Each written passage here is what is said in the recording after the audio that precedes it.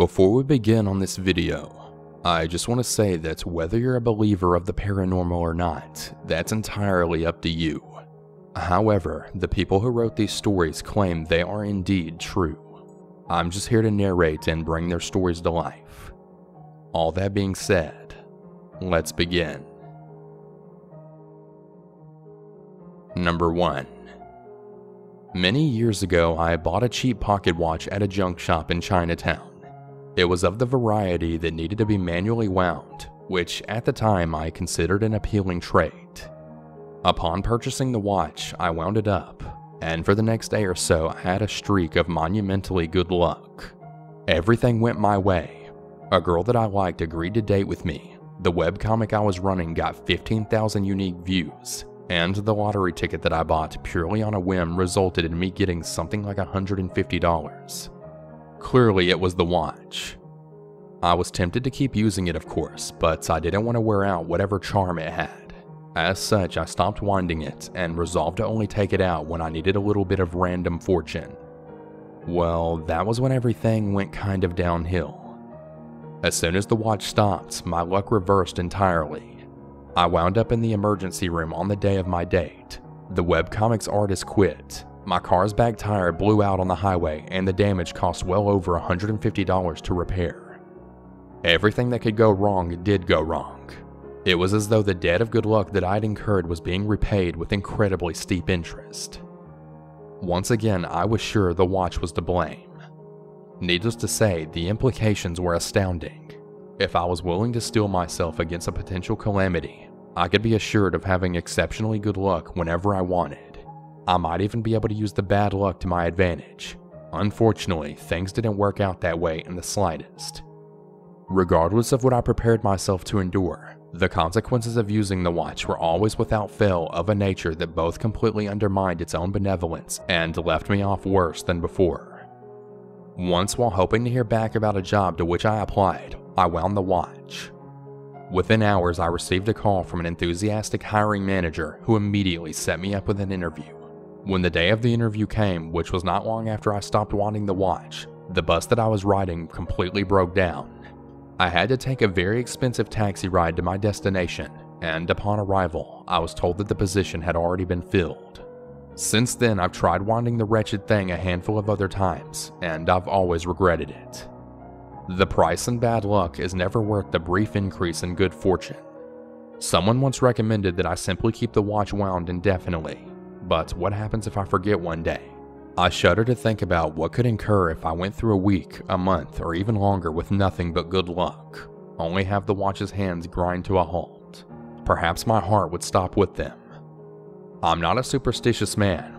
I can think of several rational explanations for why my luck appears to change when I use that watch, but that hasn't stopped me from wrapping it in a paper towel and hiding it in the deepest recesses of my closet. Number 2. To start off, I've been with an East Central Illinois area Goodwill for just under a year as of now, and I've been told of at least 2 ghosts in our building, and I've interacted with about 2 items that people gave us out of fear that they were haunted. I tried to buy the 2 haunted items, but a rule on buying merchandise made me miss the chance to buy them. The first of note was a magenta armchair, which was donated by a man who cleans out homes of elderly people whom have died or are being placed in a retirement home and the families have already pulled what they want or just want to get rid of the clutter. The man who we'll call Jim told me as I helped unload a small trailer of items, a family had an uncle pass away in this magenta armchair. Fairly good condition, but touching it felt strange. As he left, he chuckled at a joke saying the family saw the uncle's shadow around the chair, so they gave it to him to donate. I laugh and I tell him I'll let him know if I see anything. The next hour, I'm moving the chair to the furniture storage area and keep seeing a shadow in the corner of my vision. Not even an hour on the sales floor, the chair was bought after another elderly man sat down in it and just ripped the tag off and hobbled to pay for it. The second haunted item was a medium porcelain doll, because of course it was. To add a side note, the store I work at gets dozens of dolls like it a week, but only this one had something else with it. As a much rarer and older doll, it was in a protected glass box, and I joked at the family, "So, is the glass for our protection or the doll's?" To which the mother told me the doll, it was her grandmother's, and that it had a habit of moving the cloth that was covering it. So that night before we closed, I covered the doll to challenge the claim. The very next morning, we get a call from our security company saying a motion detector went off in the room with the doll, and the cloth had been turned roughly 90 degrees all around. We assumed it was mice, but our store had mostly non-functional cameras, so I can't verify anything. The last item is just as creepy and may have even added a ghost to our store, but I was off the day the incident happened, so this is just a recollection from who I talked to. One afternoon, an urn was donated in a box of other vases and pottery, except this one had ashes inside. As the box with the urn and vases was being moved by my coworker, we'll call Julie, dropped the box since she didn't have a good grip on it, and this ash went everywhere, including onto her. Quickly they cleaned the ash the best that they could and tried to contact the family that donated the ashes, but I can't confirm or deny they were contacted. Just later that day, the urn and maybe 90% of the ash was taken away. I say 90% since during a deep storeroom cleaning, more ash was found under a row of shelving that wasn't properly checked, and as far as I know, they threw out the ashes thinking it was just dust. I'll have to ask about the other two ghosts when I go back next Tuesday, but I will say that I've heard some stories about both, and I'm pretty confident that I've seen at least one of them on the sales floor. Number 3. Listen, I'm a skeptic. I've been a lawyer for the past 10 years and am about 2/3 of the way from being a licensed clinical psychologist in my home state. I understand Occam's razor and how simple explanations are normally best. I also know how impressionable people's minds can be, especially when disturbed or stressed. However, my family and I are having an issue and I just have no rational way to deal with it, so I'm looking for some advice. I'll premise this all with the following. We've lived in this rental for the past 14 months and haven't had one single negative issue other than having to confront a neighbor or two about loud music. Now, I don't even really know if I currently believe in anything involving the supernatural, or even anything religious oriented. I have in the past, but not necessarily now. That being said though, I have an open mind. Nothing has happened here until yesterday. I'm a pretty big gamer in my spare time, which is not very often with a 3-year-old and a pregnant wife. Yesterday I bought Resident Evil 7 for the PSVR, and there's been just strange crap happening ever since. I bought it yesterday around lunchtime and then came home from GameStop. I had to leave again to get into my car to get into the shop for some repairs. I left the game at home while I was out and the family stayed.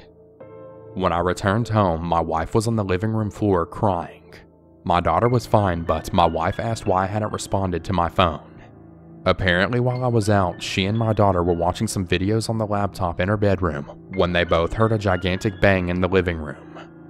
We have a gliding chair we initially used for getting our daughter to sleep when she was a baby. The chair had somehow fallen forward toward the direction of the entertainment center with my consoles and TV. There's just no way this chair would have been able to fall forward like that for no reason. No way at all. I tried to reason with my wife about it and come up with some kind of explanation. I thought that maybe my daughter may have positioned it in a funny position and maybe it just fell. Regardless, I wrote it off, but last night I was playing Resident Evil 7 late, and I heard my coffee pot making its usual noises. Now, I had coffee way earlier in the day, but hadn't for some 10 hours or so. Our coffee pot always turns off by itself unless you manually turn it back, and then it will just stay on until turned off again. I absolutely did not turn it back on again. I was just sitting there playing with the VR goggles, and then it was on again. Still, I tried to just chalk it up to maybe one of us accidentally turning it on, which is a stretch. Today we left for a family outing and I was the last one out of the house. I 100% for sure turned off all of the lights as I'm a stickler about such things. I know for a fact they were all off when I left. Then when we got home this evening, the living room light was on and all of these so-called occurrences are just really messing with us tonight. I have an unborn child and my daughter. I hate to move, but I don't want my family in danger. I threw out Resident Evil 7 at my wife's request a few hours ago, but this is all messing with me very badly. The game is in the garbage bin out on the street. Could it be the object? Is it the house? Is it all a great big coincidence? Or is something attracted to one of us? I don't even know if I believe in these things, but I do know enough has happened to make me write this. Anybody's input would be immensely and wholeheartedly appreciated. Thank you for letting me share my story.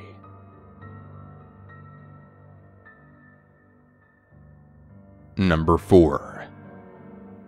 This story is about a Ouija board. Screw those things. Never again will I ever mess with one. My girlfriend at the time brought it in from somewhere, but I'm not sure where. We were young, right out of high school. We lived in a small, crappy basement apartment. It was late in the evening when we decided to give it a go. We used it a bit, no big deal. Standard yes or no answers. After a while, the answer started taking a very dark turn. Whatever. Girlfriend is just moving the piece. Funny joke. Then the answers went from dark to downright bad. Threats and profanity. That sort of thing. Girlfriend is still moving the piece and acting all freaked out. Joke gone way too far. I know it isn't me moving it, so it has to be her. The joke isn't funny anymore, and we stop playing. I pack it up in its box, and I place the box on the table. My girlfriend sits across the room on a sofa, and I go to the bathroom. I hear a noise, and something fell on the floor. Girlfriend starts screaming and crying, and I return, and the box is on the floor face up. No way it could have fallen. Girlfriend says she was sitting on the sofa the whole time, and starts freaking out and panicking. My girlfriend puts the box on the floor. Joke isn't funny, and it's getting old. I'm pretty annoyed because I still feel like she's joking and taking this way too far. I pick up the box and put it back on the table. We stay up a bit longer, then head off to bed. Girlfriend is still acting freaked out. I move the damn box to a high shelf. The box fits nicely and doesn't hang over. The shelf is stable and level. I put a small box of rolled quarters on top of it and push it to the back to weigh it down, just to be sure. We finally go to bed and girlfriend and I are alone and in bed together, lights now out. She settles down and the joke is finally over. Suddenly the box falls on the damn floor. We're both in bed. I get up. Box is now faced up, perfectly placed like it was on the shelf. The box of quarters was still on the shelf right where I left it. I decided to take the box out to my car and lock it in the trunk under my spare tire.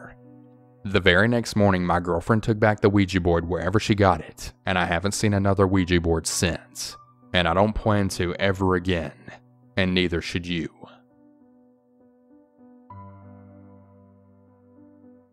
Number 5. When I was 16 years old, I found a yellow sheer fabric with outline of white fishes on it in my parents' attic. It was summer and my room tends to get hot, so I ended up using it as a blanket of sorts. My parents have no recollection of it or why it was in our home, by the way. Anyways, I remember one night as I was trying to look for it and seeming like it disappeared. I didn't really think much of it. I thought maybe my mom misplaced it when she washed it or something. A couple of months passed by and I remember and wondered what the hell happened to it. Well, as it turns out, my dad burned it. He said that one night he went to check on me and my sister, and he told me that he looked at my bed and it seemed like no one was sleeping there. He then got worried and got closer to see if I was there. He said the more he got closer, he noticed that it looked like I was wrapped in pitch black darkness, which really freaked him out because my bed was against 2 big windows, and I purposely had really sheer curtains so the moonlight/sun would brighten up my room. But somehow, with even the moonlight shining, I remained to look like just darkness. My dad removed the blanket off of me just to be sure I was passed out under the blanket. He said that he later looked at the blanket to see why the hell a sheer yellow blanket would do that. He said that the white outlined fishes didn't look like fishes at all. He described it looking like the skeletons of fishes with something inside the bellies trying to get out. That's when he decided to burn it. Honestly, to this day, I still don't know what to think about it. I guess I'm just wondering if anyone might have experiences like this. I'm not sure if the blanket was cursed, but my dad definitely thought so or he wouldn't have burned it. I really don't know what to think though.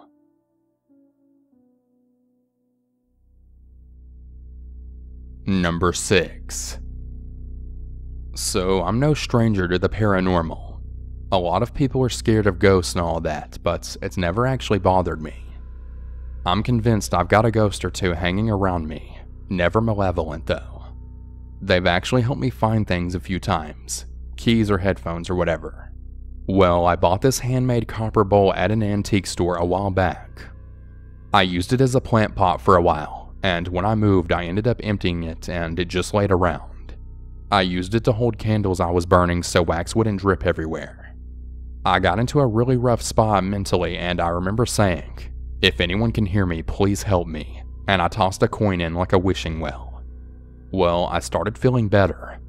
I landed a great job, relationship was going well, and I was doing okay. I ended up just putting spare change in it. Well, I ended up taking out a few quarters for something, and the second I did, I felt wrong. I left my house, slipped on the sidewalk, wind and weather suddenly turned cold. Something just felt wrong. So I decided to go home and put them back in, and I instantly felt better again. I think I made some kind of offering bowl on accident, and I don't know what to do. Ever since, I've been dropping things of material value in the bowl. Pennies or shiny buttons or handmade rings. I've tested it out a few times. Put a ring in, left it for a day or two, took it out and wore it, and something bad happened. Then put it back and everything was back to normal. It's like I've made an offering bowl that gives good luck when I feed it, but curses when you take an offering back. I'm not really afraid or worried about it, I just don't take anything out of it now, and I'll occasionally leave a ring or some pennies in it. I just figured this be the place to ask if anyone knows what's going on. Hey everyone, I hope you enjoyed today's video, and if you have your own personal scary story, be sure to submit that to my subreddit at reddit.com/r/southerncannibal or to my email at southerncannibal@gmail.com. I'm always looking for new stories. And before we bring this video to a close, I just want to shout out all of my $5 or more patrons, as well as my $3 or more patrons featured on screen. Shout out to Babe Lincoln, Beth A, Kate E, Celeste S, Ellie S, Emily W, Heather B, Howard R, Jacqueline W, Jazzy G, Jonathan C, Lori J, Matthew B, Michael G, Random Randy, Steph L, Tammy S, and Terry H. Thank all of you so much for supporting me on Patreon. I really appreciate it more than you know. And if any of you would like to join these awesome people and also become a patron, head over to my Patreon at patreon.com/southerncannibal. Thank you everyone, and have a good one. And remember to always stay